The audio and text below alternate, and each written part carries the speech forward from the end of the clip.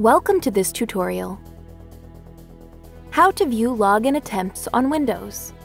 If you are worrying that someone may try to hack your computer's password in your absence, then there is a solution in Windows to monitor it.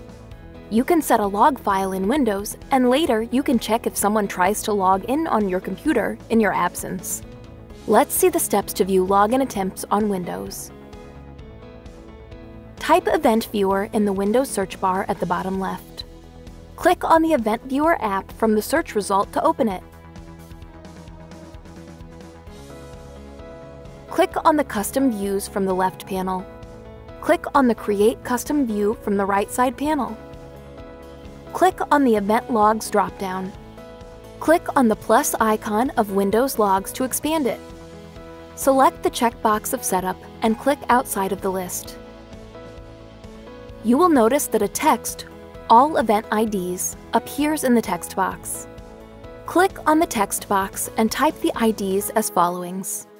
Type 4624 for successful login. Type 4625 for login failure.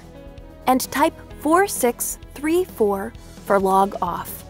Please use commas to space the ID range. Click on the OK button. Type the name of your log file and write a description for your reference. Click on the OK button and close the Event Viewer window. Restart your computer.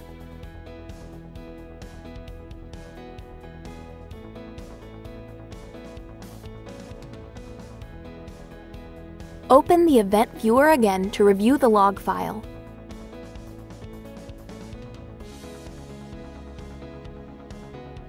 Expand the custom views and click on the log file that you have created. You will find all the details about login attempts in the Number of Events box. See? This wasn't hard at all. Thanks for watching. Please subscribe to our channel.